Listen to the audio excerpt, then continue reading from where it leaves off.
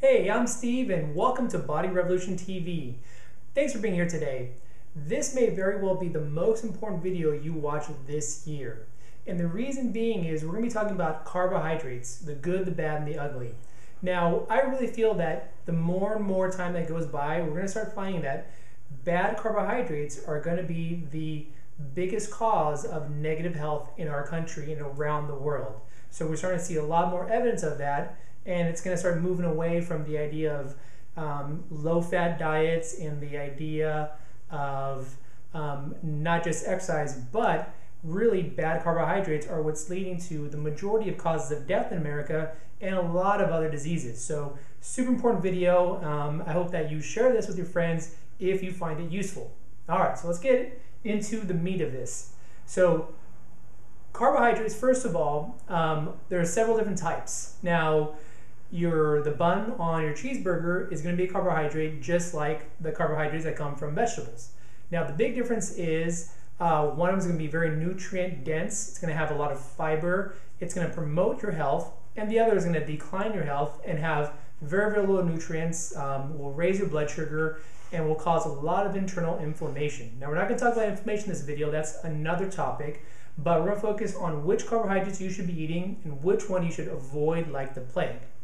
All right, now, the reason why our bodies don't process the bad carbohydrates very well is because our bodies have been designed over millions and millions of years and have evolved to process natural, whole occurring foods. And you can imagine if we're, in caveman times, we're going to be eating whatever we can find, hunting and gathering, and we're not going to be going to McDonald's, we're not going to be going to Wendy's, or we're not going to go to TGI or whatever restaurant you go to.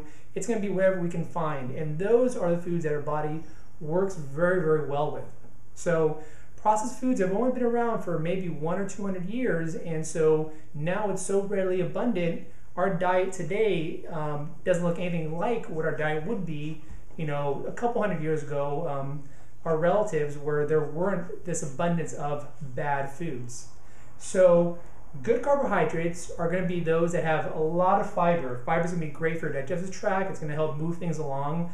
You need that so that you have good, healthy intestines.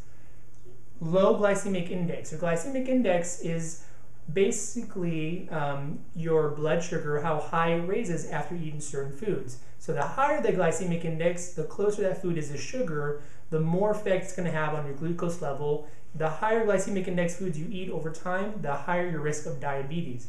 Very, very bad thing. So we want foods that are going to be very low in the glycemic index. Foods that are nutrient dense. You don't want to have to get all your nutrients from a lot of different foods because you're going to be eating too many calories. So you want to get foods that have a lot of nutrients for the amount that you're eating. Fruits, vegetables, lean proteins, very, very nutrient foods. Eggs are hugely nutrient dense. Forms of these foods of good carbohydrates are going to be vegetables, fruits, nuts.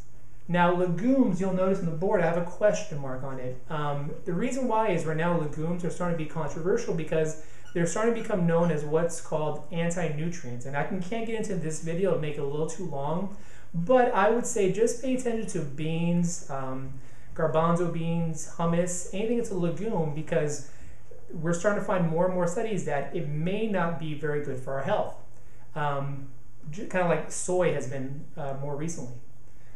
Now, the benefits of eating good carbohydrates are obviously you're going to be healthier, you're going to be fitter, you're going to be sick a whole lot less often.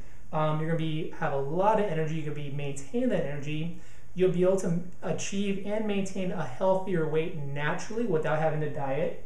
And ultimately, you're going to live a healthier and longer life. And that's what we want. We don't want to be sick as we get older. You definitely don't want to be taking a lot of medications. So that's the good carbohydrates. This is what we want to achieve. We want the bulk of our carbohydrates to come from the good carbohydrates list. We want them that have a lot of fiber, very nutrient dense, low in the glycemic index, and foods that are more naturally occurring that you would find out in nature, not in a packaged box. Okay, let's get into the bad. Now, if you're eating foods from what I'm going to talk about next, just stop. Okay, just like you would pull off a Band-Aid, the faster you do it, the better it is, the less it's going to hurt over the long term. That's how you want to do it. bad carbohydrates are going to affect your health in such a negative way and put you at risk to so many diseases like diabetes, high blood pressure, heart disease, obesity. It's not even worth it. And the way I look at it is, and believe me, I love pizza. Pizza is one of my favorite foods. I would go and say I'm passionate about pizza, but I know what will happen if I eat that too frequently, too often, every single day. So you want to just, look at it like what's going to taste better, what's going to feel better in 2 months. Is it going to be 10 pounds less and be healthier and not have to take medications and know you're living a longer, healthier life? Or is that pizza or whatever foods you're going to eat, that pasta, the bad carbohydrates, the junk food, what's going to feel better at the end? That's kind of how you want to have your mindset around it, so you're always making the best choices. It's hard when we're bombarded by advertisements, commercials, restaurants, the smell of foods, and I'm a big food person, so it's tough for me, but if I can do it, I know you can do it. And the foods on this bad side, like I said, avoid like the plague. Now, bad carbohydrates are going to be characterized by anything that's processed or packaged.